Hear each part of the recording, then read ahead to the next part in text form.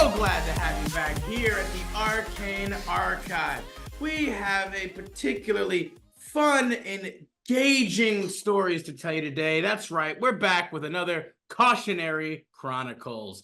Sammy, do indeed inform the audience today. What is kind of the vibe that we're going for in these stories we've picked for them? Well, hmm.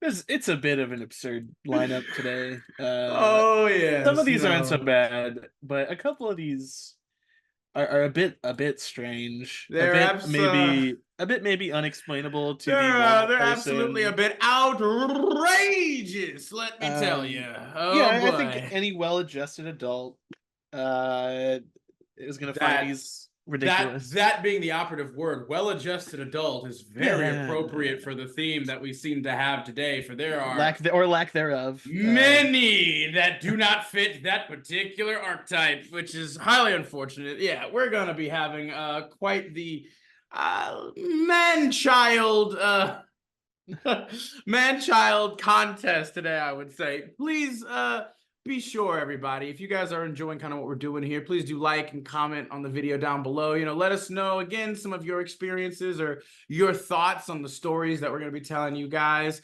If you have any suggestions or stories that you want to us to read or talk about personally and such, feel free to let us know in the comments. Obviously, you can also send them to our email as well.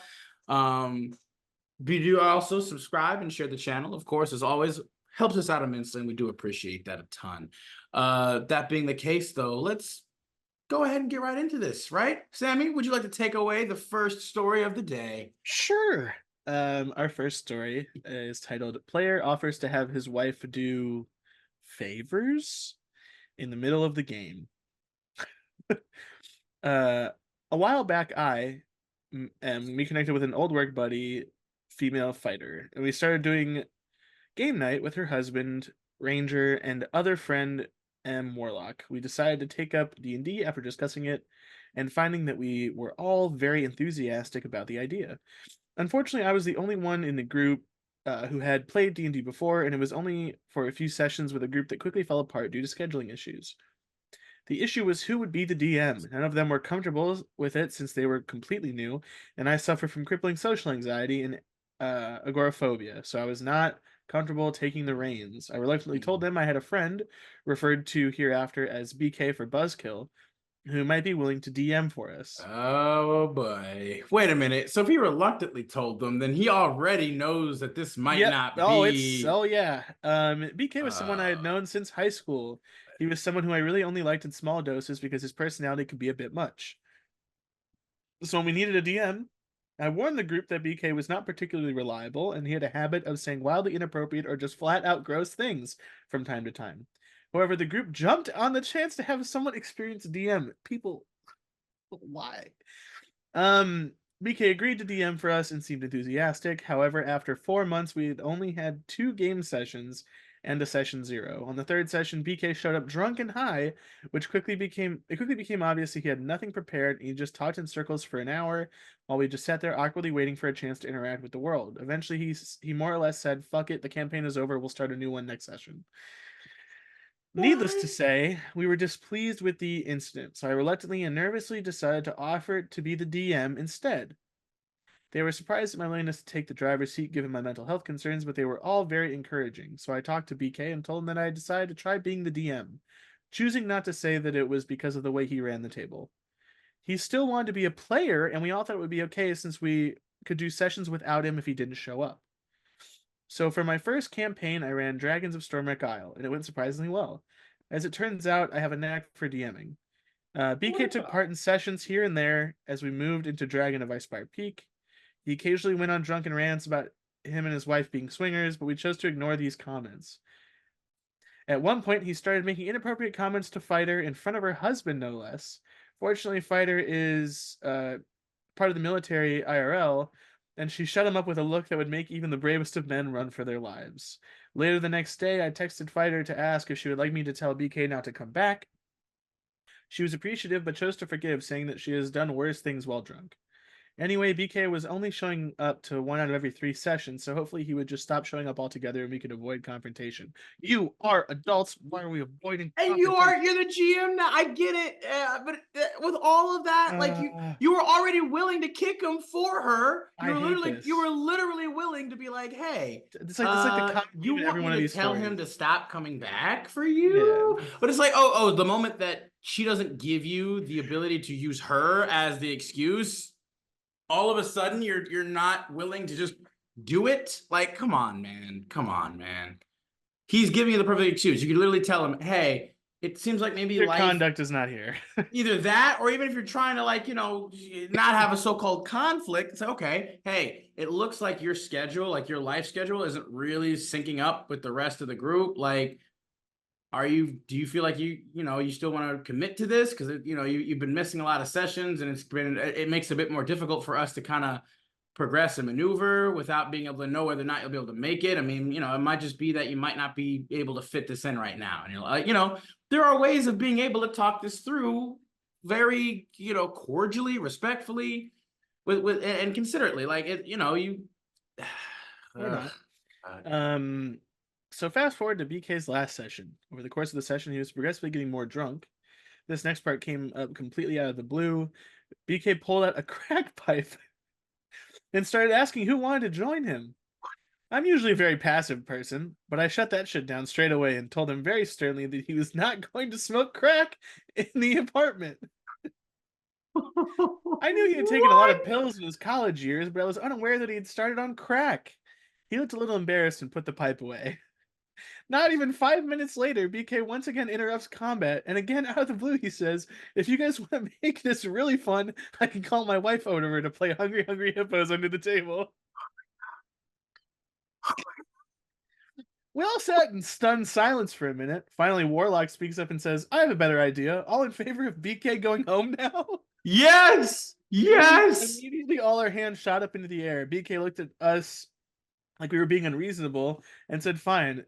If you all don't want to have a good time, I was just trying to spice the game up a little.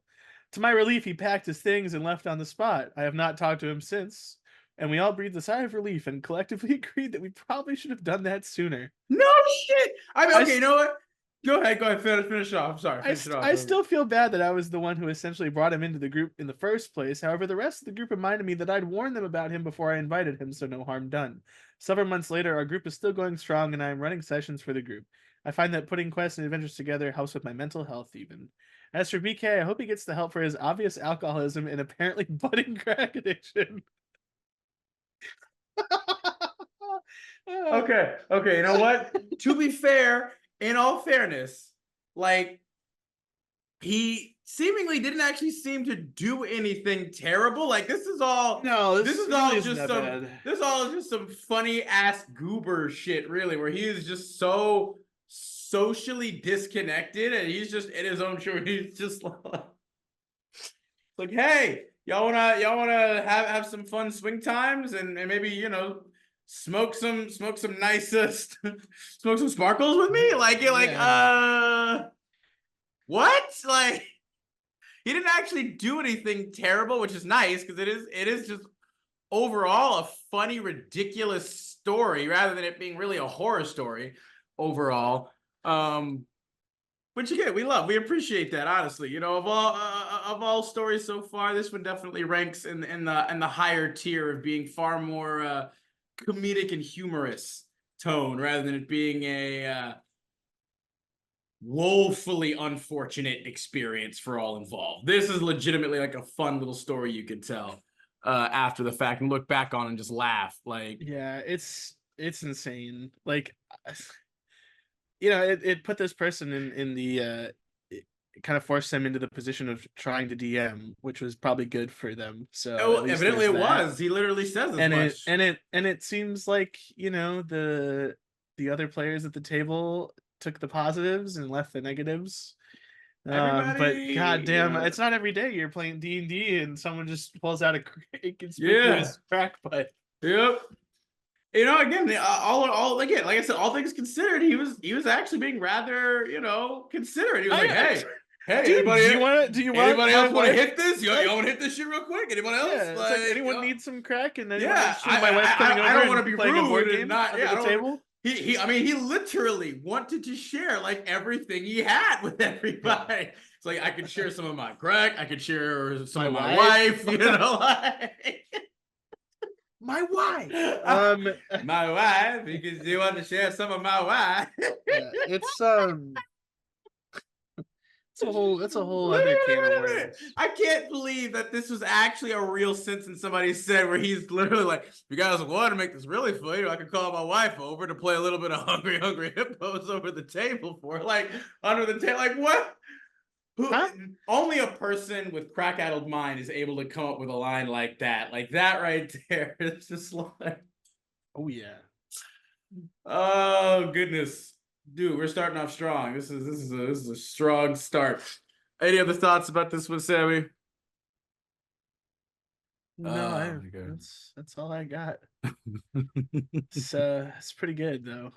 Pretty good. You know, sometimes people's lack of courage when it comes to confrontation can sometimes lead to some truly marvelous stories to be told. Really cool Yeah, stuff. yeah, just a great experience all around, I think, for everyone had. Let's go ahead and move on to the next story of the day, my friends.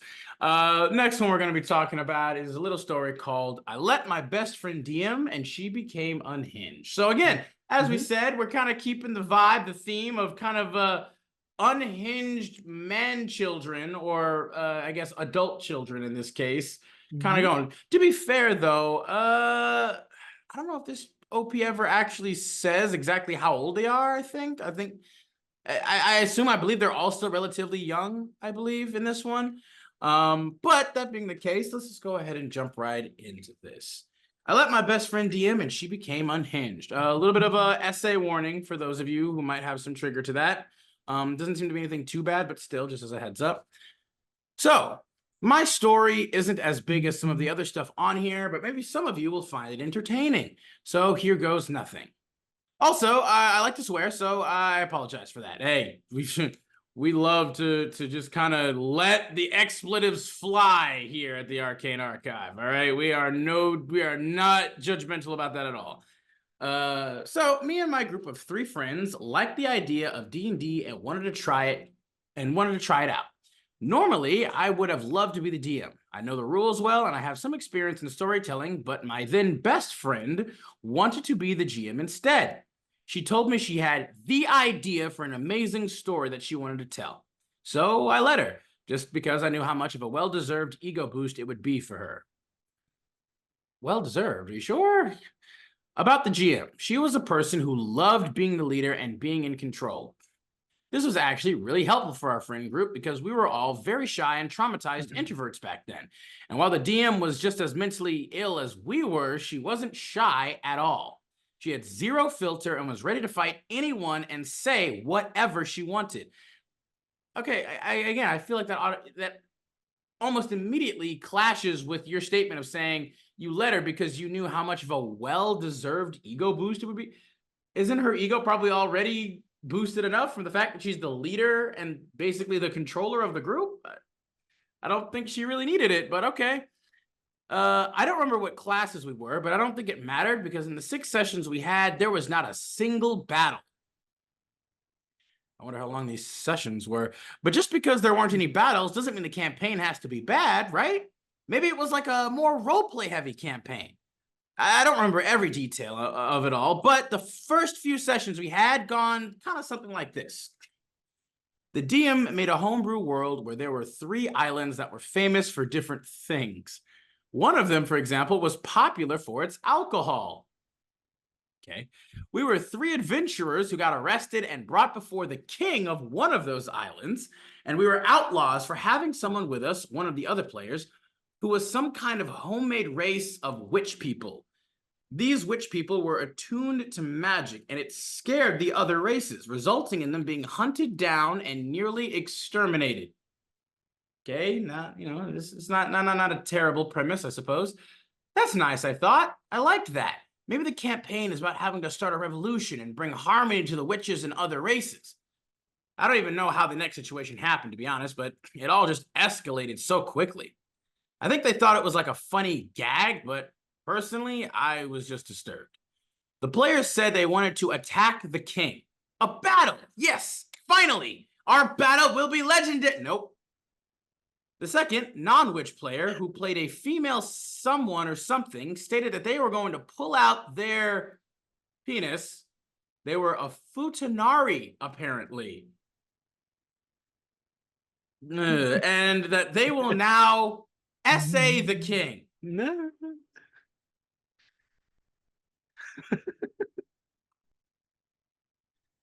Cue like the GIF from Anchorman. I'm like, wow, this got out of hand real fast. Geez.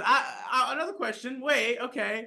All right. The GM laughed and started to describe how we all started to gang up on the king and how we impregnated him. I didn't give my consent to be involved in this, and all three of them thought it was just the funniest shit ever. Wait. I don't. I'm still confused. Because they were brought before the king as criminals. Yeah. Weren't there guards? What happened to the guards? What happened? They got fucked too. Uh-oh. Wait. Sorry, I forgot about that important bit. Wait. She says there was no combat. So the king just let it happen? He was down? No. I mean, like, you know. I don't even know how. He was sexually weak at him. He saw her just whip it out, and he immediately was just like, "Oh, take me now!" Like he was submissive and breedable, as all kings are. God, why would you say that? Oh my God! It's your fault. You picked this one. Oh my God! I specifically read through half of this and went no, and then you're like, "Hey, I'm reading this really cool story. I'm gonna put it on the list." God, I thought you understand what you've done. I thought, like, reading through it the first time, I was like, okay, this is kind of like this can maybe be an educational kind of thing, but now I'm reading through it again, and I'm like, wait, what? Remember what you did? It's okay. It's already happened now. God, geez. You can't take it back. Okay. What's even more absurd about all of this? We were all women, and I have a history with SA that gave me intense PTSD. I needed to go to a psych ward and take medication for years, and I still suffer the wounds of that incident. And they all knew that very well. See, like that too is just like, what? How? If you guys are aware of this, what is this? So after this, you know what it's called. It's called mental illness. Oh my God, dude. So after this funny scene, the players stole all the king's possessions and tried to flee the island we were on by sneaking onto a cruise ship. Weird way that was formatted. The soldiers of the king were hunting us, understandably, and we wanted to flee to the before-mentioned alcohol island. In the engine room, we found a soldier who did not know we were public enemy number 1, somehow, and he said he was currently hunting down someone else because the king didn't pay him enough to bother with the ones who stole from him. And also, security guard. You know, did more. I left him with a present, I guess. Well, I don't know. They may not have told everyone. That's very embarrassing. I mean, to be fair, though, I mean, hey, look, they may have stolen from him, but they left him the best gift of all. Child. Yeah, children. Bringing life into the world. Oh my God! Oh, Jesus. Like we have to joke about this in order to help. It's pregnancy. Oh my God! We have to joke about this in order for this to even be swallowable, man. Otherwise, my mind can't process what's happening. Never spit. God, jeez. Okay. All right. You can do it. I believe in you. I asked how much the king paid him, and I shit you not, the GM just rolled a 1d20 and got a 12, and the soldier said, yeah, since the incident, he has some money issues, and we would have gotten only like 12 gold. Because they are not paying child support. That's what I... Thus, I'm hunting witches on my own accord. I don't even know what this means. It turns out he was on this cruise ship to kill a witch who tried to escape via the mentioned ship because she was, well, persecuted as a witch. No, oh my gosh. Who would have expected that? By the way, the only reason he did not attack the player witch was because she was somehow hiding her identity with a mask or something. I think. I honestly don't know, to be honest. This is really good. He said that we should kill the witch in his place and that he would give us a reward. We, of course, went to check on the woman, and here it gets a little fuzzy memory-wise, but I think it went something like this. After finding the woman, we discovered she has a son, and she was trying to escape so that she could live a life without prosecution. I think persecution is what I think they meant to say, but I guess prosecution is technically worse. I don't think they're gonna prosecute though. I don't think there's not even gonna be like a no. Come on, dude. It's prosecution. That's what it is. I'm pretty sure she meant persecution, but it's fine. It's fine. This motivated the players to hijack one of the boats that were somehow on this ship, and then we flee with the boat after they destroy the entire ship itself. I think there was somewhere a plan on all of this, but I'm not sure. I can't remember. I do, however, vividly remember how the boat we tried to steal was guarded by another soldier.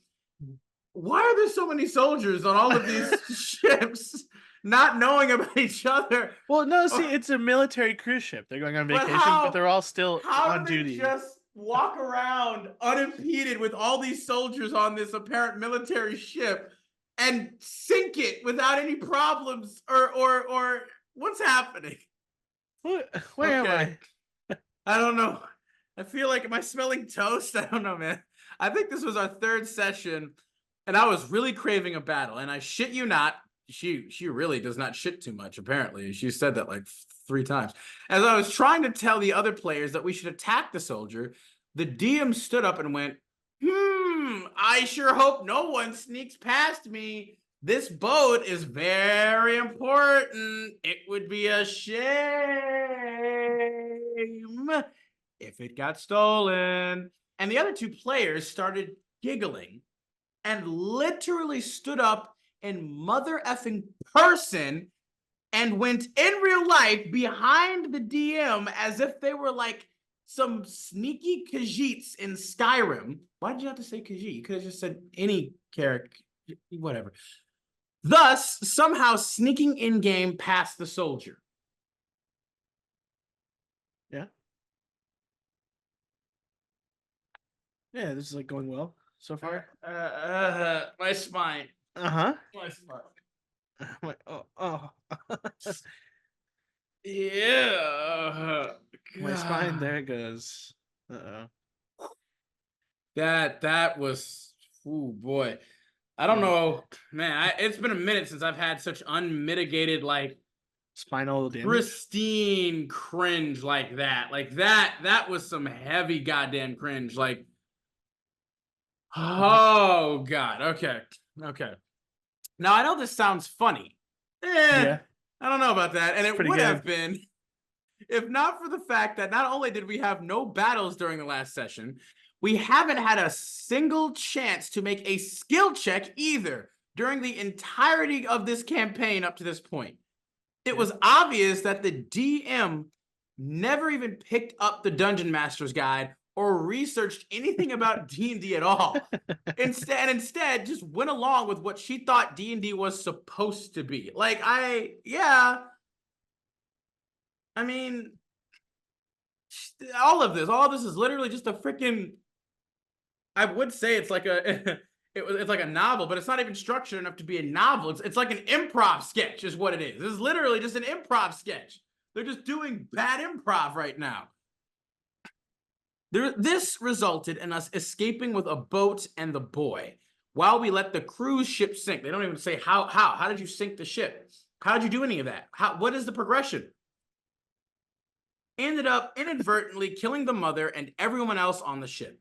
We had no choice, but to adopt the child whose mother we ourselves ended up ending, whose life ended up ending, and it hurts to even type it. The players named him P-Nis, spelled P-I space N-I-H-S.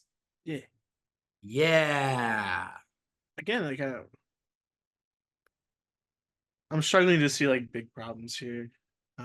Clearly, yeah, I'm sure you don't. I'm sure you are just okay with all of this. All of this is just perfectly fine for you. I'm sure. Yeah, it's all above board, all just run of the mill. This is a totally normal, natural D&D session with friends and people who are completely and utterly, stable, productive, adults. Or I don't even know. I don't even know. Are they supposed to be adults? I feel like this is literally the shenanigans of like 6 years old, 7-year-olds. Like this is. The session ended, and I kindly asked the GM if we would have any fights coming up soon. We were all still level 1, and the 4th session was approaching. What? I gave you the option to fight the boat guarding soldier, but you chose to sneak around him. Okay, whatever. She did still promise that there will be more action. So, hey, here's hoping.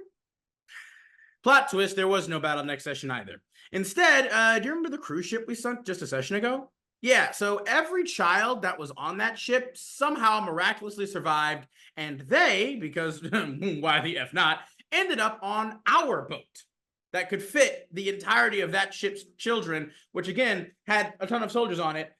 So was it actually a cruise ship or a transport ship or a military ship? Who the hell knows? The boat was basically a kindergarten for children at this point. And they all received very creative names like Vejaina or Penetration and so on. God. We're good. We're good. Just steal it up. Steal it up. Focus in. Let's just lock in. They made an entire list of names like that. I would love to remind all the readers that I was just going along and hoping that this absurd story somehow turned into something more action-filled, because I had no one else to play D&D with, and since that campaign, I sadly never managed to find a group of people, because I would preferably like a German-speaking group, and there were a few groups that don't play in English, but that's besides the point. Okay, so they're German too. On top of that, all right. I don't know if that's relevant much, but I also feel like maybe you're being a little bit too specific, a little bit too picky. I get it. If it's your native language, I understand. Like that would be your preference, of course. I don't see how it would be difficult if you like research online or something. Like either way, I don't know. The next 2 sessions, we just effed around on this small ass boat with those stupid children. It got boring really quickly. Do you have food? Do you have food for any of these, for all these people, for what's going on? Like water, all of that. What is happening? And I wanted to finally arrive at this dumb alcohol island. I wanted to fight, explore, to role play with any NPC that wasn't a stupid kid. Now, I mean, to be fair, I don't necessarily think the OP is saying that just kids in general are stupid, but that most likely the GM probably played these kids as kind of stupid. Or that it's just the fact that this whole narrative is incredibly stupid. I went to the motor of the boat and tried to make it work better so that we could arrive faster. And wait, it's a motorboat? It's a motorboat?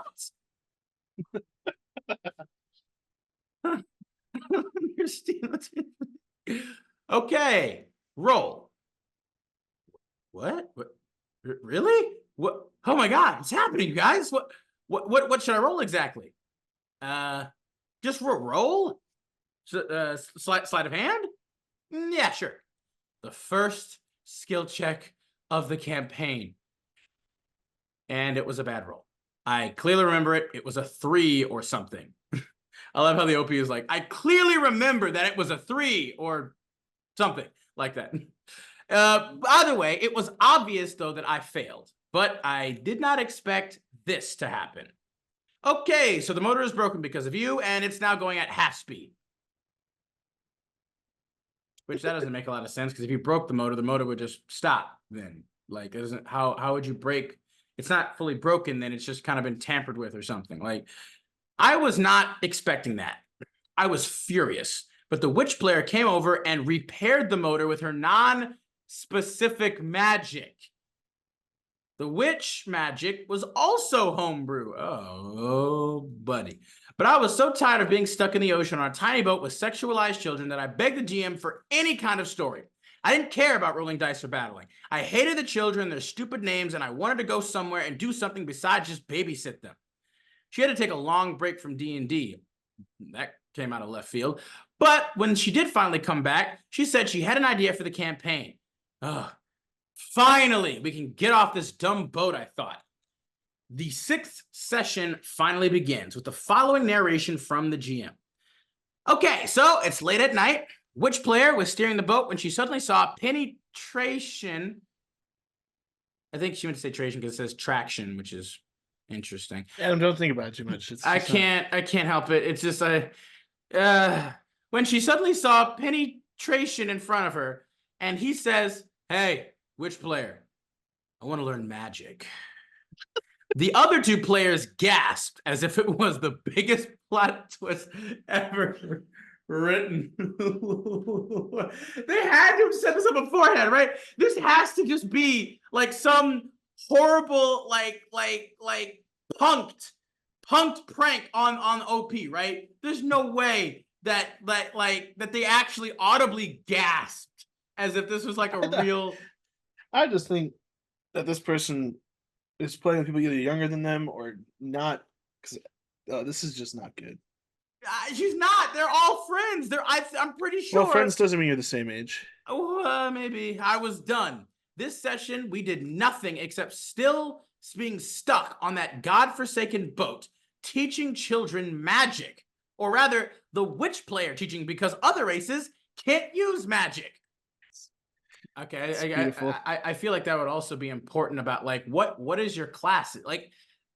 I feel like also OP maybe didn't have a lot of understanding of the game because it's like, oh no, they had little to no understanding of the game. they literally said at the top that they were very familiar with the rules. Apparently, like she was like, yeah, they lied. Yeah, no, she's like I know the rules well and I have some experience in storytelling, but it's like, but no, that's the person playing. The OP was the one who knew what they were doing. Her friend had no idea. No, that's what I'm saying. Like I don't know why the OP isn't being like, okay, wait a minute. This all is absolutely effed. Or even, why didn't you just why haven't you been making skill checks? Why haven't you asked the GM, like, hey, maybe we should make a skill check? Can I roll for this? Like, I'd like to roll for this, because that's kind of the point of the game, is to be able to roll for things. You know, we're not just playing pretend at this point, which is, you know, it's fine. It's fine if we want to just play pretend, but can we like be honest about that's what we're doing? If that's what we want to do, then we should say that instead of being like, hey, playing D&D when we're not playing D&D. Like, okay, continuing. I didn't arrive to the next D&D session, and after a few months, the friend group started to ignore me because of different issues.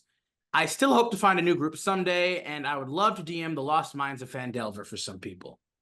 TLDR, friend DM who knows nothing about D&D rules, makes a homebrew world without any battles or skill checks, and creates inappropriate sexual situations and jokes until I finally just have to give up. Further edit, I already tried to clarify a few things in the comments, but for convenience sake, I'm going to say it here one more time. Just because I didn't talk a lot about the whole gang up stuff doesn't mean I see it as a minor complaint. Like I said in the post, I got some scars from something similar to that happened to me in real life. I don't like to write about it longer than I need to if it triggers me and if it's obviously a problem. So yes, and yes, I should have instantly run away the second they started to make jokes like that, but I was young and I didn't want to lose my friends due to my lack of humor. I hope that ignoring inappropriate jokes would result in an epic campaign. It didn't, and I was naive, and I can recognize that now, but for God's sake, I was like 16 or something. Cut me some slack. All right, there we go. Okay. So they were all teenagers, apparently, at this point. Which is, I guess, again, it does show for sure, like, yeah, teenagers can also get up to some really messed up shit like that, too, like, and it also makes sense too why she's like, hey, yeah, these are my friends. Like, this is my friend group. Like, I want to be friends. I don't want to lose my friends. So, you know, but it's like, I agree. I mean, yeah, for sure. I would say since she's giving a little bit more context now that she was like 16, I'm like, yeah, we could kind of cut her some more slack and cut her a bit of a break. She goes on to say, also, the boat itself was never the problem. It was the fact that they sexualized the children and their names, and it was mentally or mentally and emotionally very torturing for me to sit through that for multiple sessions and not being able to go away from that in game at all. The boat felt like a prison, and the children and the sexual jokes made at their expenses like the actual torture. End post. Oh God, it was worse reading through it the second time. I skimmed through it the first. To be fair, I didn't read it in its entirety. I skimmed through it. I was like, okay, this seems like some fun kind of talking points here, but good God. Oh, okay. Here's the thing, right? Here's the thing. I'm not gonna sit here and pretend and be like, and say like, oh, hey, doing some inappropriate, weird, strange stuff is just not okay ever, whatever at all. It's like, look, it's your game. As long as you're not hurting anybody, you know, do you. I'm not gonna sit here and police fucking TTRPGs. Like, but there is absolutely clearly some goddamn issues here with this stuff, bro. Like, come on, man. Like, again, not least of which I believe we read a story very much like this before, like the one that we keep referencing before, where that other guy, right? He had like those 3 coworkers or whatever that just did like a ton of just messed up shit, and they couldn't really be saying that they were playing D&D. Like, not really. Like, same thing for this one here. Like, they are clearly not playing D&D. Like, this isn't D&D. This is a narrative.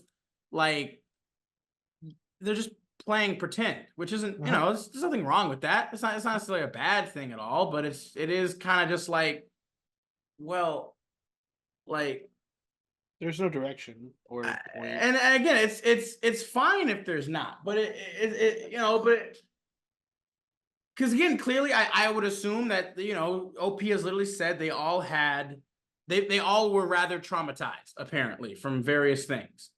And I assume that this was a way for them to maybe help cope and work through it in their own ways. At least I would certainly freaking hope so.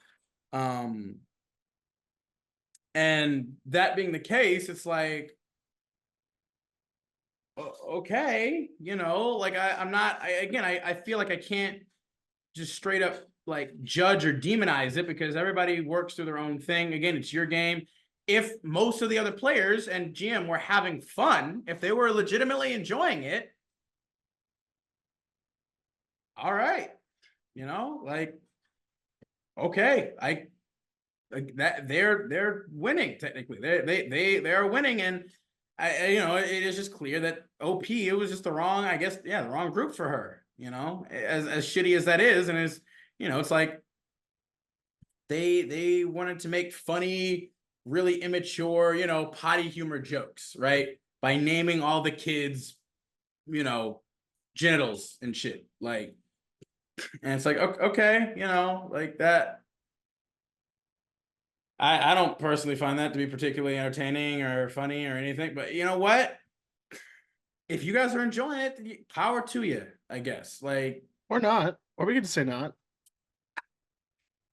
You know, I'm just like, in reality, you know, it's like, again, hey, we won't play in that game. You know, we won't play in that game, but I also can't, you know, be like, no, you can't do that, or you can't. It's like, if they're not hurting anybody and everybody's having a good time, except for, you know, the OP was feeling hurt, but they weren't technically doing anything directly to her. Like, they never did anything directly to her. I think it is absolutely clear, you know, the GM didn't even really have any real idea of what a plot or a narrative is, or anything particularly.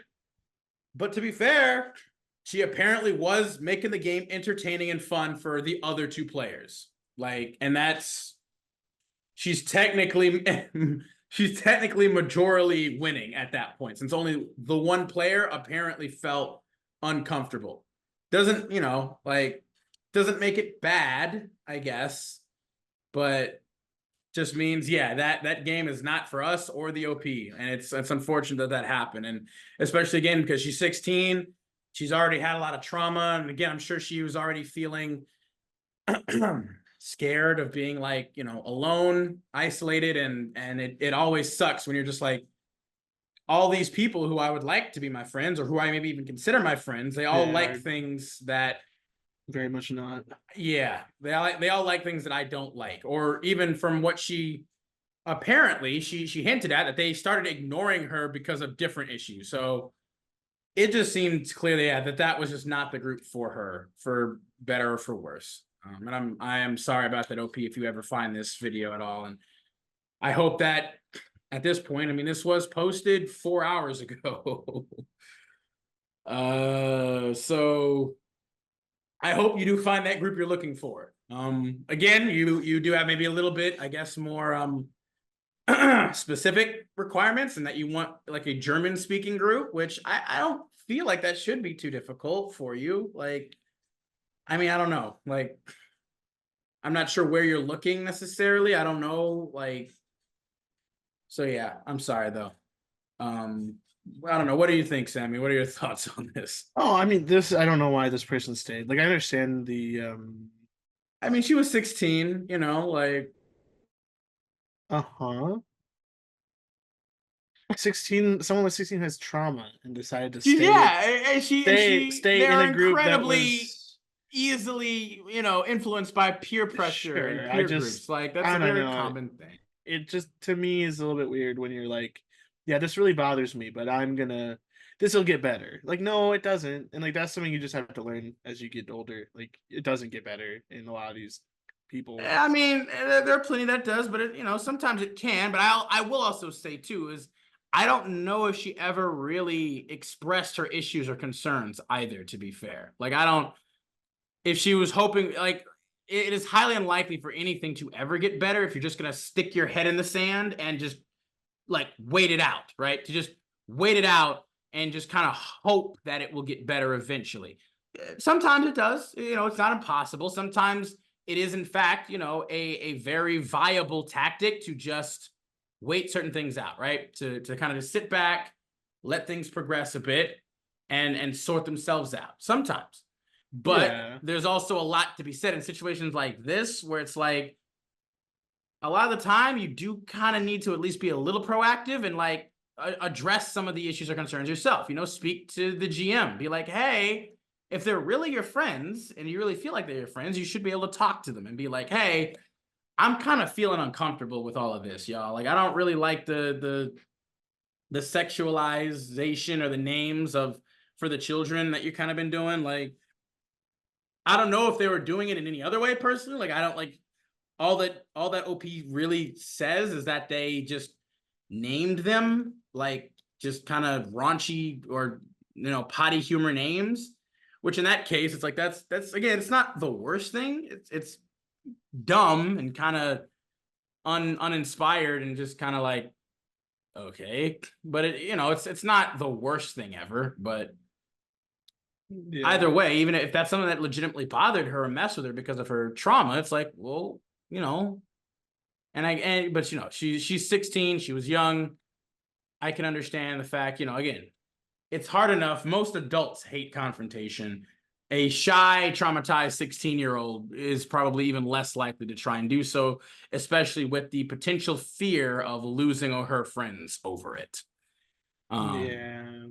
That's the This is clearly unfortunate all around. But I mean, it's something to learn from. It sounds like they are going in a different direction, which is nice. But it's one of those like, again, this is just another example of when things happen that you're uncomfortable with, stop trying to make it work. Just go. You're better off just going. Even if the people are your friends, remove yourself first and then talk to them about it because the odds are nothing's going to happen quickly enough that you're going to avoid it continuing. Um, and as we've seen with a lot of these stories, people take this stuff personally, even if they like, they assume they meant no harm or whatever. They're having fun, but that's not your fun, and that's like, but then that you just can't play together. It doesn't mean you can't interact. Doesn't mean you can't be friends. But like removing yourself is the only person that is hurt is you when you stay. So just leave. Like I think that's a better way to handle it. Yeah. Because you're gonna hate doing it at all, and then we've had stories about people who just give it up or just won't do it anymore, and that hurts to me more than reading stuff like this. Reading, this is inevitable. People suck or are mentally ill in this case. And I don't mean that in an offensive way. I truly mean that these people definitely have issues that they need to work out. Because no, sorry, normal people don't sexualize children and make R-word jokes and stuff like that in a tabletop RPG with their friends. The occasional inappropriate joke here and there is one thing, but this seems to be the theme of the campaign, which is not exactly a good one. So yeah, like, I don't know, grow up, maybe. Well, hopefully they have now, right? Hopefully, again, Hope. they were all 16 and 17 apparently. So it's like at that time, a little bit harder to judge them for maybe their clearly immature behavior and mannerisms. I mean, I played at that age and I didn't have that problem. Well, not everybody, but plenty of people do, right? Like even me, yeah, I wouldn't have said all that shit too, but there are plenty of people who do. Hell, there are plenty of adult players who still do too. And it's like, hey, but that being the case, it's just kind of like, it's unfortunate. But you know what? Let's go ahead. Let's move on to the next one at this point. Go ahead, Sammy, take it away. Yeah, this one's way less weird. Player shows up 2.5 hours late to a 2-hour session and then refuses to participate. I recently created a one-shot for a group of new players. It's a missing persons case designed to slowly introduce them to the elements of D&D and get them comfortable with roleplay. Since I'm the only one in the friend group with any DM experience, everyone agreed on the day, location, the time a week in advance. I booked a room in the university library for 2 hours. So context, these are probably university students. Makes sense.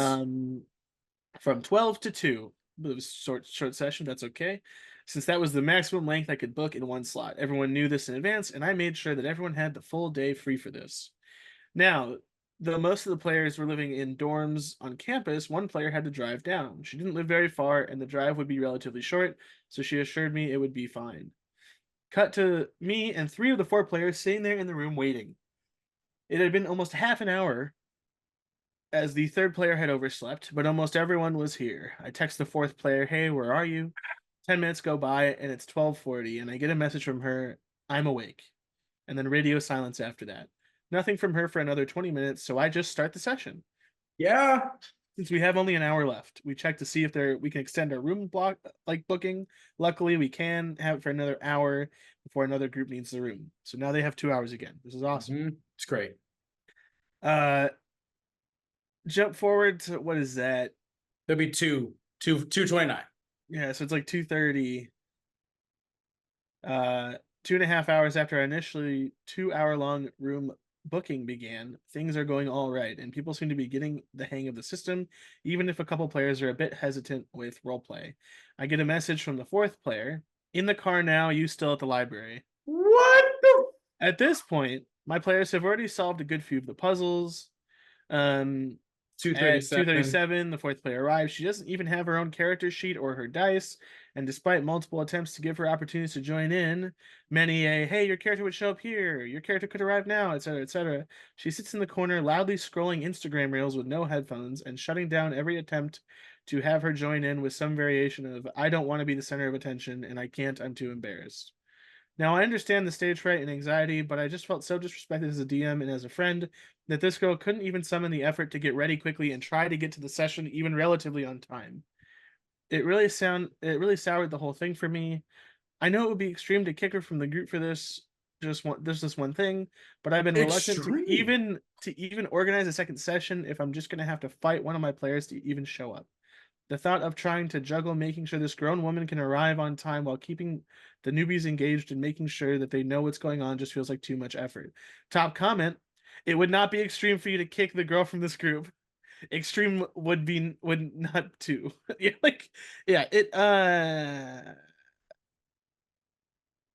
yes. He literally showed up. Hang on, when did she finally get there? Like 2.5 hours late. She doesn't even have her. Yeah, she got there literally 2 hours and almost 40 minutes late to the time where they were supposed to actually be freaking getting there. They're supposed to get there at 12. She arrives at 2:37. Yeah. That's almost 2 hours and 40 minutes. Like, yeah. Are you serious, bro? And then when she gets there, she's not even I think it's pretty clear she didn't even want to play. She didn't want to do this. She was not interested in this at all, really. Not really. She didn't want to. She just wanted, again, to still hang out with her friends. Like, again, I've seen this, I've experienced this with some friends of my own and stuff, where they were like, again, like, they just didn't want to miss out on a group, you know, activity. You know, they wanted to be there, they wanted to hang out, but they didn't actually want to do the thing that we're doing. And so it's like, why are you here? Like, I get it. You still want to be involved. It's the whole FOMO kind of thing, I'm sure, or even just you want to be social, but you're not even being social though. She's on her phone scrolling through fucking Instagram or TikTok or whatever the hell with no, like, what? So it's almost like, it seems like she might even be deliberately trying to be disruptive, because she's not even having headphones in, trying to be, you know, considerate of what everybody else is doing. So it's like, okay, what are you doing, bud? What's the deal here? What's going on? What's going on? Why are you here? Like, why are you here? Like, again, saying shit like, I don't want to be the center of attention, or I can't, I'm too embarrassed. What the fudge does that even mean? What does that even mean? Like, you're just being introduced so you can play and be a part of the activity with everybody. But if you don't want to do that, why are you here? You're not even with us. You're not even paying attention to what's happening. If you don't want to play the game, then you can just say that. But you can't, like,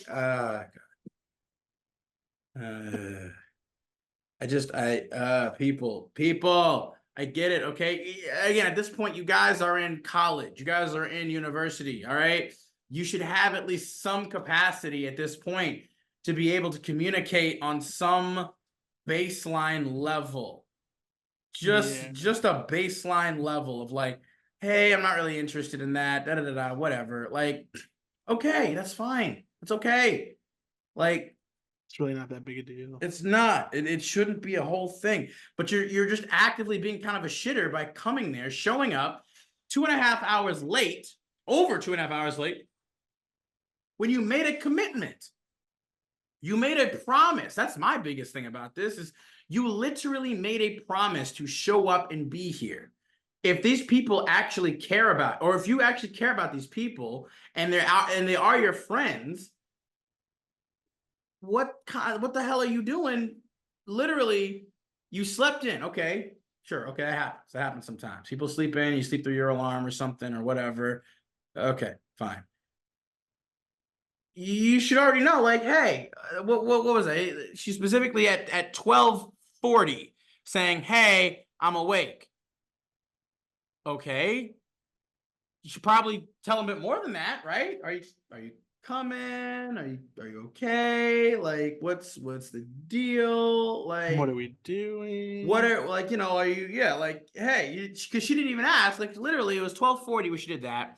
And then at what? 2:30. At 2:30 then she literally asked, like, hey, I'm in the car now. Are you still at the library? So she literally waits almost 2 hours to then respond. Yeah.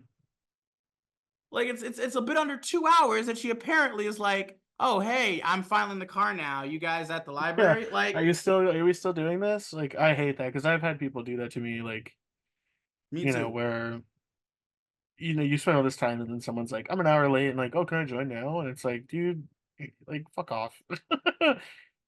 And you know what? To be fair, if you had called ahead, right? If you had let them know ahead of time, like, well, hey, if there was any type of actual communication, I'm sorry, like, I'm gonna be an hour late or whatever. And if the sessions usually last like maybe 3 to 4 hours, you know, that's a little bit different. Yeah. being an hour late isn't always as big of an issue, because you can still get some decent time, and as long as you communicate that ahead of time, you know, that shouldn't be an issue. But this, not only did she not even communicate anything, but she was also over 2.5 hours late to what they initially were doing. And then she just continues to be disrespectful and blow off the whole thing as if it, like, again, completely disregarding her friend's feelings and efforts. Like, the GM set all of this up. He booked the time for the library in the room. He made this whole thing for them. Like, he made calls. He literally put in the effort to confirm with everyone. And it's like, the disrespect and just disregard is disgusting to me. It's complete disregard for any type of respect or, you know, just being decent. I think is the part that pisses me off about stuff like I this. mean, Just yeah, be it's just, decent. if they're your friends, treat them like your fucking friends, bro. You are not their freaking friend with this, man. That's just all right. Anything else you kind of got on this one, Sammy? No, that's all. If All we move right. on to the next one. Let's move on. Now, talking about disrespect, this guy is an absolute paragon representation of that, I would say. This post is titled, Man-Child Murder-Hobo Forbids His Daughter from Playing D&D After He Dies in-Game. So, a few months ago, I was playing D&D with some friends from school. We're all in high school and play at DM's house, since it's the closest one to the school. So, we just walked down there on Fridays. We were playing a dragon heist campaign that had sort of gone off the rails. By the time our DM's dad decided he wanted to play too, he kept begging his daughter to let him for some reason. It was practically a homebrew campaign by that point. He always kind of struck us as this wannabe cool type of dad. And he was a massive Lord of the Rings fan and a general medieval fantasy nerd, so it didn't surprise us that he really wanted to play D&D with us. So, I mean, you know, right off the bat, doesn't seem to be anything too overtly terrible about this. It could be fun and wholesome for, like, your parent to be involved in, like, their kid's game. Like, you know, I've seen plenty of instances of that could be fun. She did eventually relent and let him play after he guilt-tripped her into it. Now, see that, though, that already raises red flags. Like, you shouldn't, Like, why? You shouldn't have to guilt trip your own daughter into letting you play with them. Like, what are you doing? He rolled up a dragonborn fighter, soon to be gunslinger, and he, being a new player, decided that he was going to play his character as a raging, chaotic, evil lunatic who murders people indiscriminately for loot and land. Land that he could never hope to truly hold for obvious reasons. Now, it didn't take long for him to get himself into a situation he could not run away from like he usually does. We ended up exploring a keep owned by a local baron near Waterdeep, as he was going to talk to us about giving us a magic item to fight off a local dragon that routinely springs forth from the Underdark. DM's dad says to us, all right, this is going to sound crazy, okay, but hear me out. I think we should kill the baron, bind and gag his wife and kids, and so that they'll give us both the magic item and control the barony. Now, just hang on. You know, the guards won't be able to stop us, since his son, the heir, will be forced to make them stand down, right? And, you know, we can use the wife and the daughters for other purposes. I think the biggest aspect of this is a game played and run by high schoolers. I assume probably around the 16 to 17 age range. One of them being this son of a bee's freaking daughter. This is his daughter. What is he talking about? How is he making these kinds of like what? We all said that was not something that we were gonna do. We had a way of getting the item safely, and we have no use for this keep.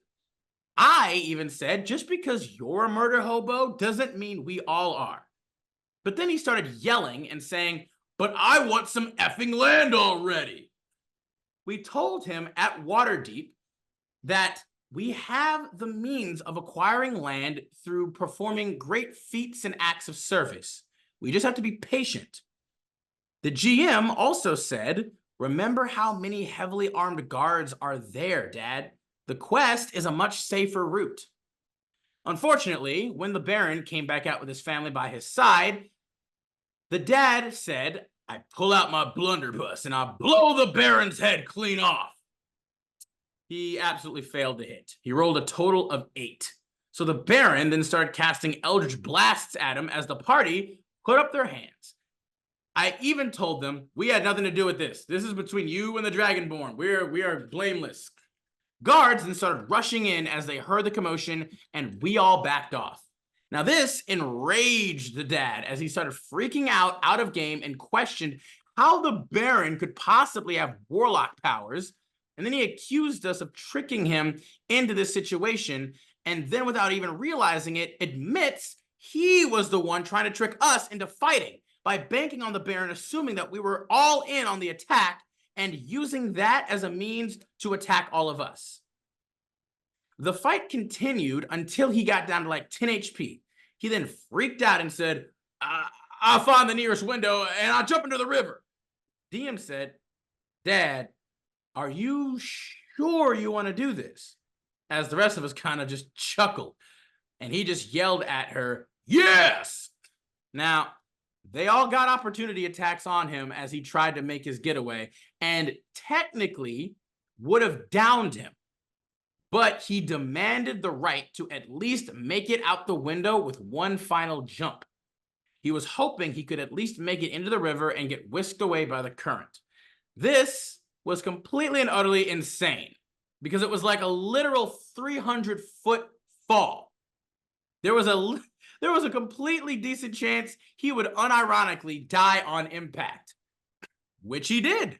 Right after the GM told her dad to roll acrobatics, and he crit failed, splitting his head open on a rock and taking a total of 30d6 worth of damage. And yeah, died right on the spot. The DM's dad then got furiously pissed and started screaming at his daughter right then and there and accused her of pulling things out of her ass to kill him off. It was ugly. She was crying and even offering him a chance to get resurrected. And he even accused her of outright hating him. He then stormed off into his room like a child as we all just sat there in silence. One of our party members was kind of tone deaf and ended up asking the GM, like, so what happened to the rest of our characters during your dad's shenanigans? Little tactless, but okay. And she just said, you're fine. We'll talk about it next week. We asked if there was anything we could do, but she just said no. The next day, she texted us and informed us that she was no longer allowed to play D&D because her dad decided all of a sudden that it was satanic and promoted. What the F? He also apparently banned us from his house and said we were bad influences and only wanted one thing from her. Yeah, sure, jackass. We haven't texted her since. It was summer by this point, and her dad took away her phone, presumably, as she went silent. I personally went to her house at one point, and her dad answered the door after hastily barging down the stairs. She was playing a video game, and she was clearly happy to see me, but her dad just coldly told me, I'm sorry, but you are not welcome in this house again. Do not contact me or my daughter. And then he promptly shut the door. It's just honestly infuriating. And I hate that we won't be able to see her again until next school year. I mean, what kind of grown man does all of this over a freaking D&D game? Like, how? Just how does a middle-aged man with children have such little emotional maturity? I have never despised a man more than I despise him at this very moment. I really have nothing positive to say about this now. It's just an absolutely effed up situation, but because we're teenagers, we have no effing agency. TLDR, absolute man-child gets so mad over dying in D&D despite multiple warnings about how dangerous his behavior was that he bans his own daughter from playing, forbids her friends from seeing her, and completely ruins her summer. End post. There's a lot of posts about dad accidentally revealed his pedo card and he's mad about it, and then also people giving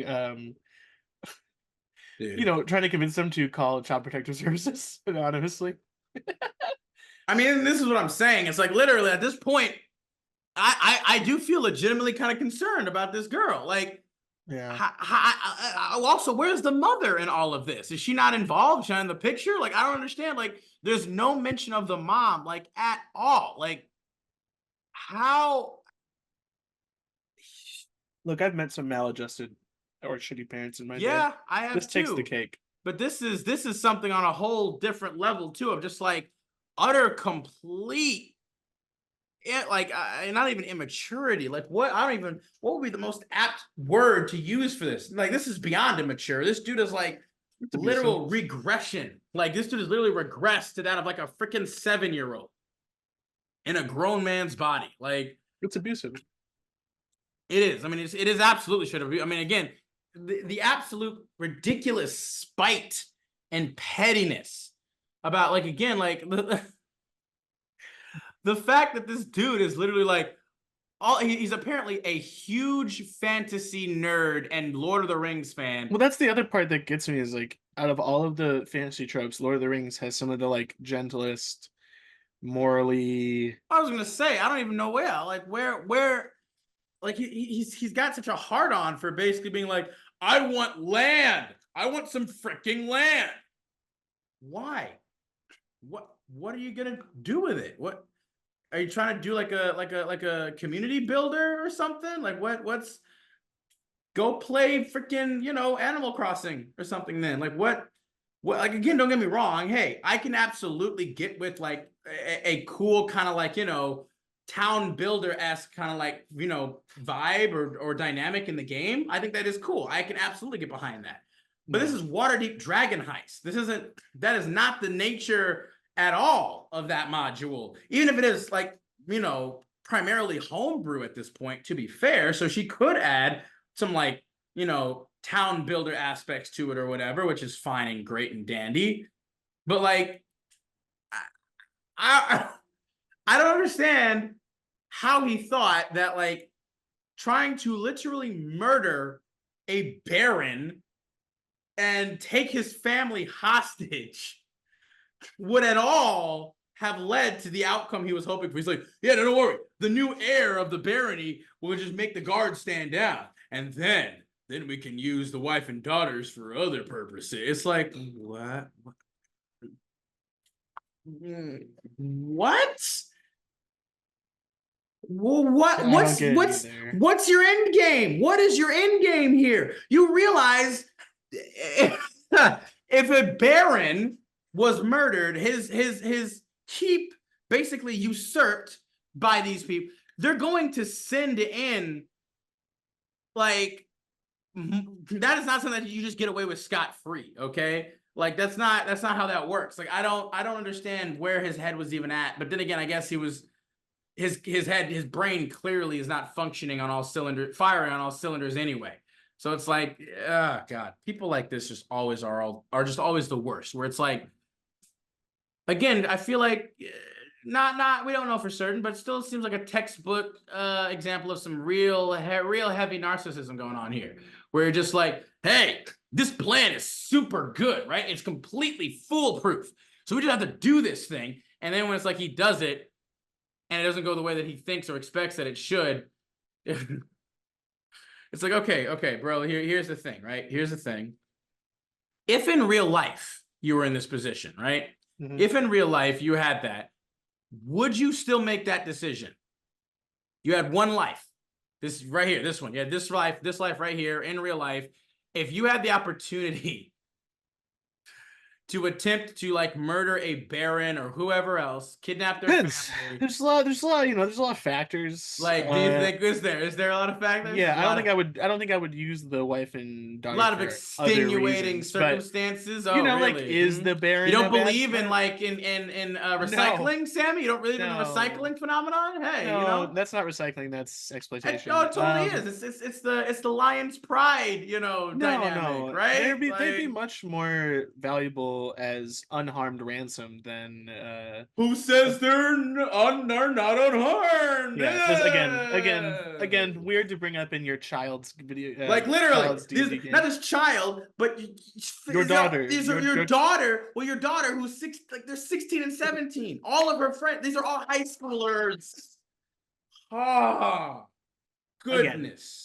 See, this is why I enjoyed Stranger Things' depiction of D&D, because it wasn't weird. It was just kids who were just kids playing the game. Being kids. There were kids playing and enjoying the game. Yeah. They were just, maybe it wasn't also, it wasn't like good. The rule set wasn't correct, but hey, yeah, I mean, it was advanced D&D. It's very punishing and very, but it also lends to But it was cool.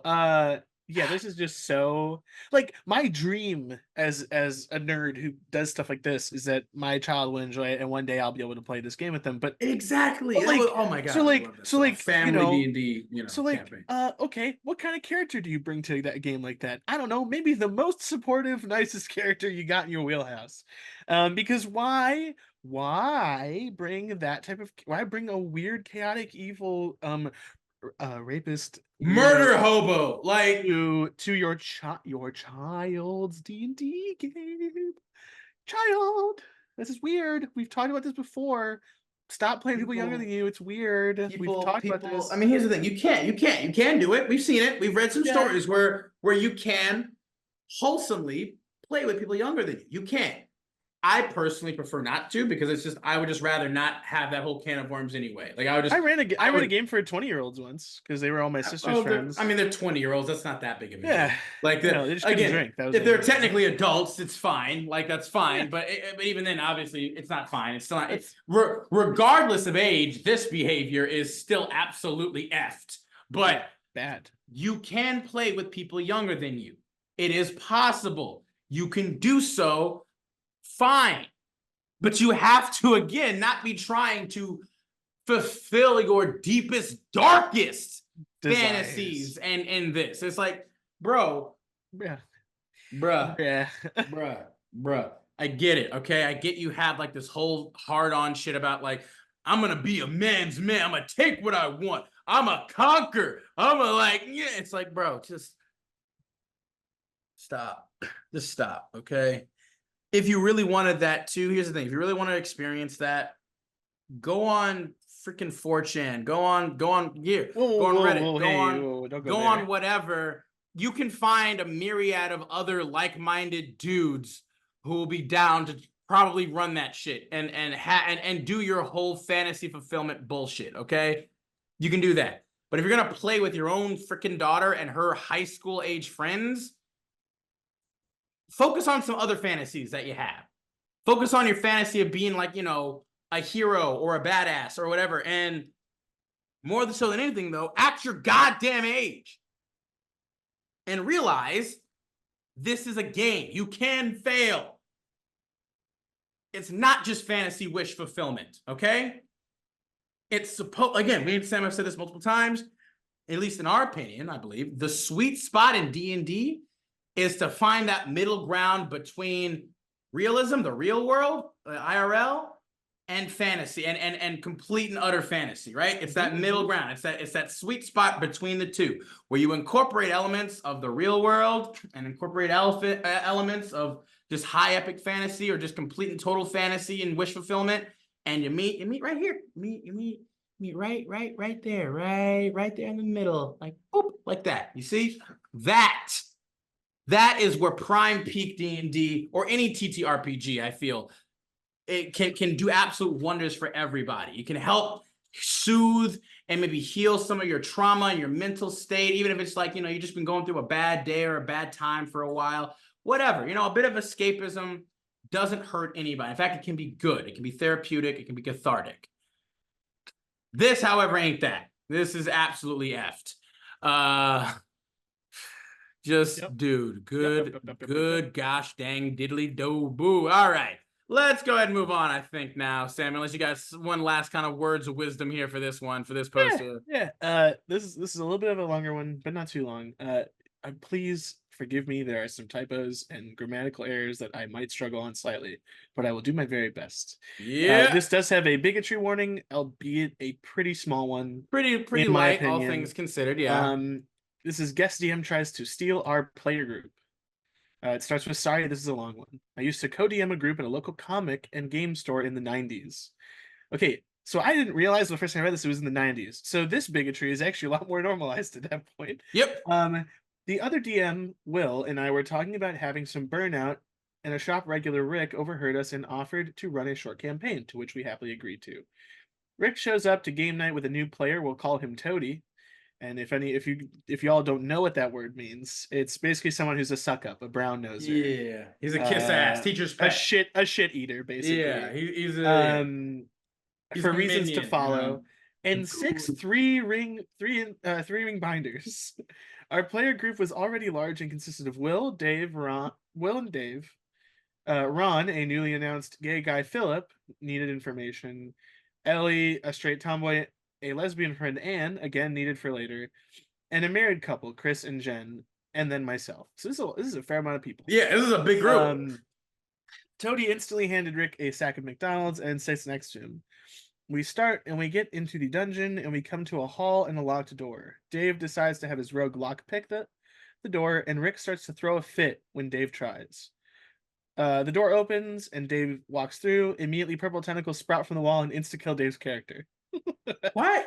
Why do you have to specify the color of the tentacle? Why are they purple? They're always purple or green or something. This erupts into a huge argument with everyone pissed and Toady siding with Rick, of course. After 3 hours, Rick finally admits he didn't have that area of the dungeon completed and he panicked. We tell him that he should just have said something and we would have just went down the hallway. We decide that the night is ruined and we'll start again next week. How did it take 3 hours? Yeah, I don't know if they were still trying to play. I mean, I'm saying, were they just arguing for 3 hours? It's like I would just left. That's what I'm saying. Like, how were you? Because again, they literally say like the night was ruined, so I assume they didn't even really start to play. Like they couldn't pick it back up. So I'm sitting here. I'm like, how you guys argued for 3 hours? No, it's a weird one, Mr. Grinch.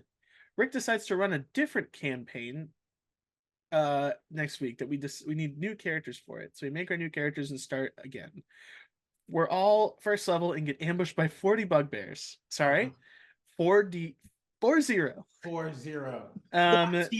It would have been better if it was 4D4 bugbears. The bugbears all gang up and take even that would maybe be a lot. Like, but yeah, definitely maybe still better. Sorry, the amount of if you have the maximum would be person, 16. The bugbear per person is already too much. Yeah, the bugbears all at level 1. Yeah, and they all take out Will's halfling first. Then 10 split off and take out my female half elf. Then Philip and Anne's characters. Another argument breaks out, and Rick screams, "We weren't supposed to fight. We were supposed to surrender." We decided to give him one more chance. That was the wrong decision, and he decides that he wants to do a Spelljammer campaign. Good God. Okay. Why would you give him another chance? And we all need new characters. About halfway through the week, he calls everyone and says that we all need fully painted minis of our characters. He then calls the day before game night and says he wants to watch everyone roll their characters up, but he has to watch his kid because his wife was working. So can we come to his house? Will had to work until close, so Rick said he would stop by the shop later that week and watch Will roll up his character. Dave, Ron, and I drive 40 minutes away to his house and notice Philip, Anne, and Ellie aren't there. Rick starts out saying he didn't have their numbers. Then after I point out we gave him the whole phone roster, admitted he didn't invite them. He went on a rant about how Philip had made a pass on him, which we knew was a lie because Philip was very scared to tell people he was gay, and he was 100% devoted to his boyfriend. Also, he was tired of Ellie and Anne always flirting. Another lie because Ellie and I were secretly seeing each other, and we just hadn't told everyone yet. Ellie was the tomboy, the straight person. He said he was sorry. He didn't know many gay people and was uncomfortable around them, but that he would contact them and set up times to meet them at the shop and roll up their characters and apologize to them before the game next week. Okay.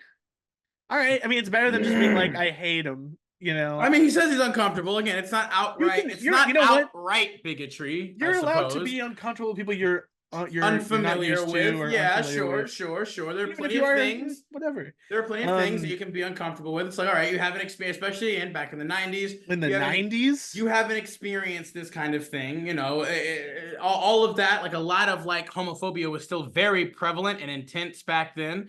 It was just more normalized that it wasn't a thing. Yeah. Also, like, well, it just wasn't a thing. Also, that wasn't like expressed so openly unless you were in very specific, you know, circles or environments. And it's like, okay, sure, you know what, fine. But, you know, you can express that maybe you're a bit uncomfortable, and I can even respect the fact. All right, cool. You say you're uncomfortable. Maybe now you're willing to maybe try and, you know, get over that. Be less weird. All right, but you know, I was at Ellie's Saturday when her phone rang and it was Rick. She hung up and asked me if I'd heard that we were moving the game to Rick's house yet. I told her we weren't, and she said that this is what Rick just told her.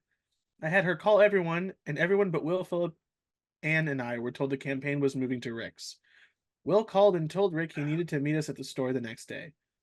We confronted him, and he explained that he wasn't moving it permanently, but he had to watch his kid again, and we told him it was at the shop or he could run again once he was free again.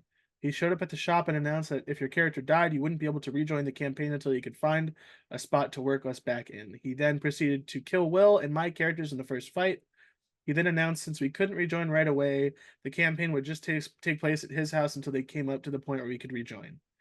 Another argument broke out, and the shop owners came in to check it on the shop and heard what had happened and told Rick that this was the second time he was caught poaching players at the shop, and he was being permanently banned. He then called all the players and started a lot of make-believe drama that ended up with Chris and Jen quitting the group and joining Rick's group. We ended up kicking Toady from the group because we found out he was still trying to recruit from the group for Rick. The other group Toady played in at the shop kicked him as well just to be safe. Chris and Jen came back after about 3 months later. Apparently Rick had called Jen and tried to get her to go to dinner with him. When Chris confronted him, Rick said it was innocent. He was just going to talk to her about her character becoming more of a main character in his campaign, but she was creeped out enough that she didn't want to go back. We all continued playing together for about 4 more years and learned to laugh about it all. Whenever we were stumped DMing, we would just announce that purple tentacles sprout from the ground and everyone was insta-killed. I like this. This is a nice summary. This ranks up there for me like the worst DMs out there. Lies to the players about other players, just kills people, can't balance encounters, can't adjust on the fly when players do dumb shit, hits on the players, likely a bigot, best case just super awkward. Yeah. Excuses. Trying to poach a campaign using BS you died rationale. It's like a bingo board for shitty DM behavior, and it's a winning board. Like, I mean, one of the biggest things also that throws me off is at the end when they're just like, oh, he spread all these like these lies and this drama and shit, and the married couple, Chris and Jen, ended up leaving with him. Like, how? Hang on, you guys. They don't specify. You guys literally, apparently, all played together for a while.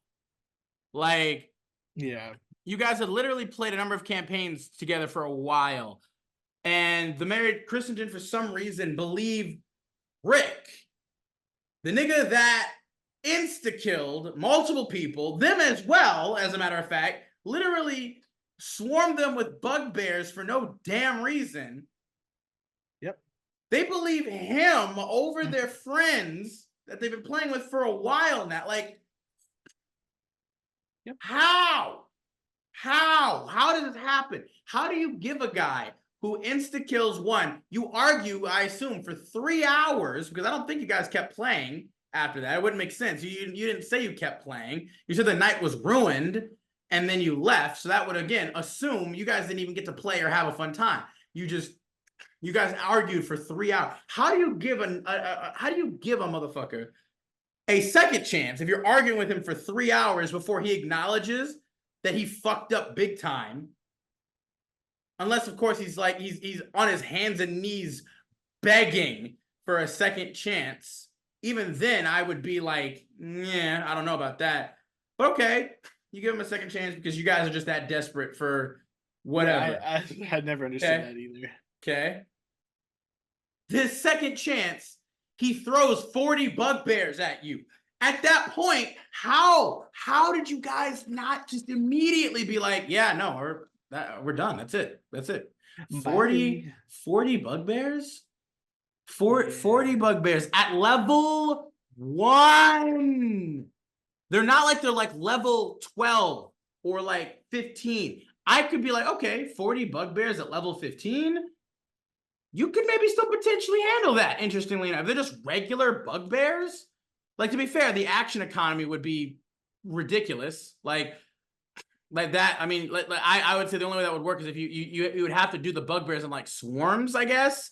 And it would also have to be like the party would have to be away from them, right? Like, you could start firing down fireballs or other AoE spells and things like that. That could be cool or something, right? Like, but it's like that.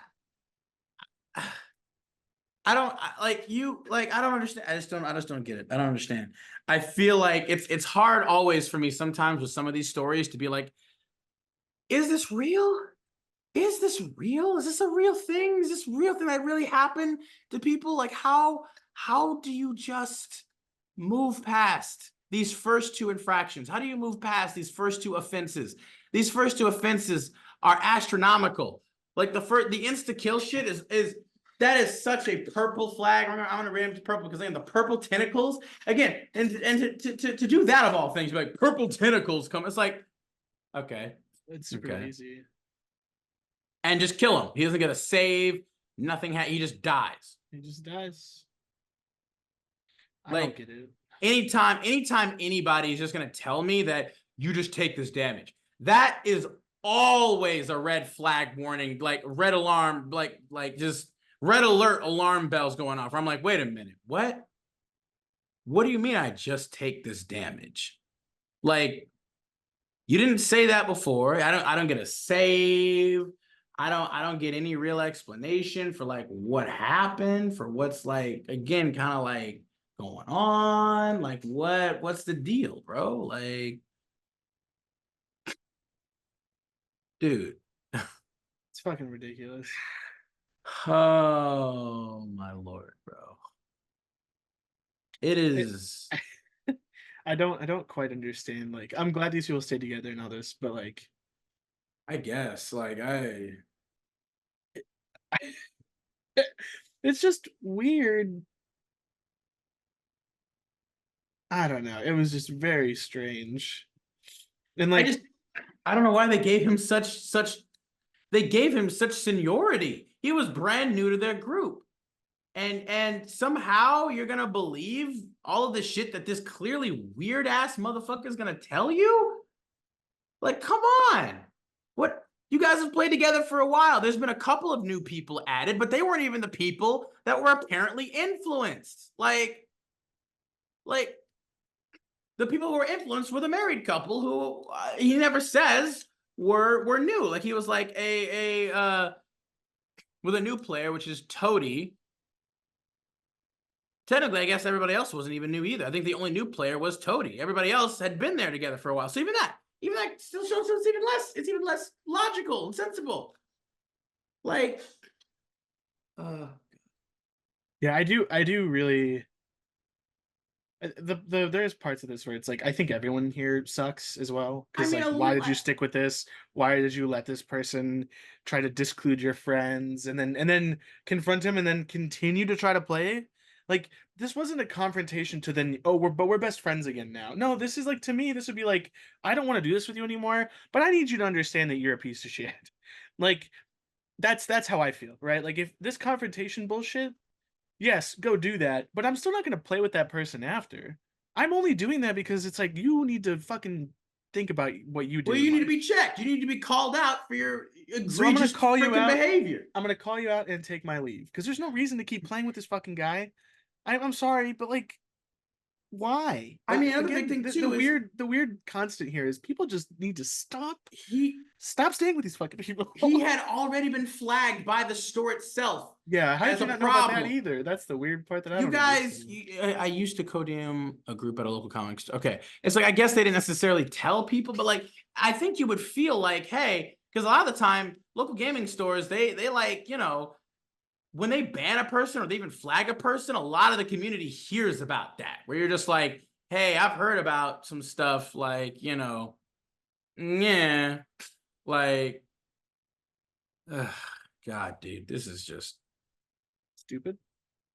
I mean, it's like it's beyond stupid to me. Where you're just like, I can't see any logical reason for a lot of this occurring aside from people just again like. I don't know. You know what? At the end of the day, I hope that they all just learned something valuable and helpful from it. I hope they all grew together, not just, as a group, but as individuals in terms of being able to like not just recognize things, but handling and dealing with them. Because it's like, again, why believe? And he doesn't give like a physical description of Rick, but his name is Rick. So I feel like he's got that quintessential like South Park freaking World of Warcraft dude kind of vibe to him, is the vibe that I get. Literally from also the description of like their first game night when Toady comes and he's like, like freaking Toady walks in and instantly hands Rick a sack of McDonald's and sits next to him. It's like, that is the image that pops and crops up into my head. Now, again, could be wrong. Maybe he looks like a pretty normal, discernible guy. For some reason, though, I highly doubt it. And if that's being the case, it's like you already can see the stereotype right here. And if that's the case, he's also showcasing, though, his behavior. Never good to judge a book solely by its cover. But goddamn, bro, it's like the cover usually gives you some idea of the contents. Not all the time, but a lot of the time it gives you at least some idea. And if that's the case, dude, come on, man. Like, yeah, I feel like listen to what. Again, biggest thing when a person is showing you, telling, even more than telling, showing you who they are, believe them. The moment he did that shit, that's a problem. The moment he did the first thing where he insta-killed that player just for doing what a rogue freaking is supposed to do, I would have almost like, again, if he claimed he was a new GM, that would be one thing. That would still be egregious, and I would still be like, yo, we're having a talk. Do not do that again. You can't do that. That's not how that works. Yeah, you can give it a try. If you panicked and you felt like whatever, okay, first time. Again, everybody gets one at least, right? Everybody gets one, and everybody gets a second chance. Like that's how I feel. All right, unless you did some like super real, egregious, just irredeemable shit, then it's just like, it's like no. But this, it's like okay, we'll say all right, you panicked, okay. Which is like cool and all, but then you know what we'll do is let's retcon that, right? Let's retcon that situation. It didn't happen. All right, fix it now. Now at that point, you let him pick the thing. Just switch your plans to go there now, okay? And we can keep going from there. But if you keep making things and you're gonna, and then if literally directly after that he sends 40 freaking bugbears at us, that would be the literal point where I'm like, no. That doesn't happen. I would literally just become the GM. Then I'd be like, no, that doesn't happen. All of the bugbears instantly die from a heart attack or whatever. And you are banished to the far realm. You are no longer GM. Like that's like, I'm like, no, that doesn't happen. Because that is clearly a desperate bid for some effed up power trip fantasy that you're trying to enforce. And I'm not doing it. Like, God. Again, and I feel like I'm having such a visceral reaction to this because I've had personal experiences with stuff like this. Where, again, this guy sounds exactly like the GM from my cringe campaign that I was a part of. Oh, yeah. Like, where it was just like... It's just people being toxic and then moving that into the rest of the people. Like, I don't know if it's a control issue. I don't know if it's just immaturity. I think it's both, right? Because, again, if you're immature, it's hard for you to be able to get certain fulfillment without being in control and making things the way you want them to be, right? Or trying to exert like your power over other people makes you feel better about yourself. And that usually stems from a place of immaturity or insecurity. And I know that was kind of the case for the guy that was the GM for the cringe campaign, right? Again, I don't know if I would say he was a bad guy. I don't think he was. He had a lot of effed up issues though. And it was clear he tried to fix or remedy those issues in the game. by trying to do things he wanted to do in the game that he found interesting, that he found stimulating, that made him feel better about his really bad situation, you know?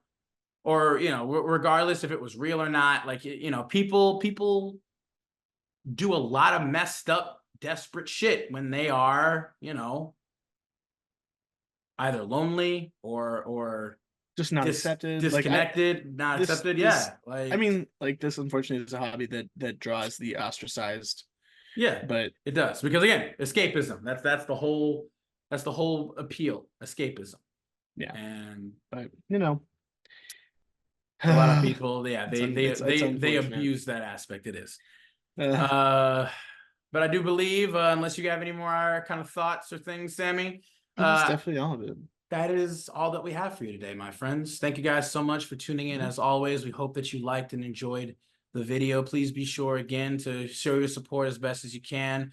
Again, tell us what you guys are liking, maybe what you guys are wanting, maybe some constructive changes or criticism on it all. We appreciate that. Hope you guys have a great rest of your day. And may all your rolls be natural 20s. And for any of those natural ones, may they be fair and reasonable. And we're going to make sure that we catch you guys next time when we dive back down into the archive. Bye, guys. Yeah.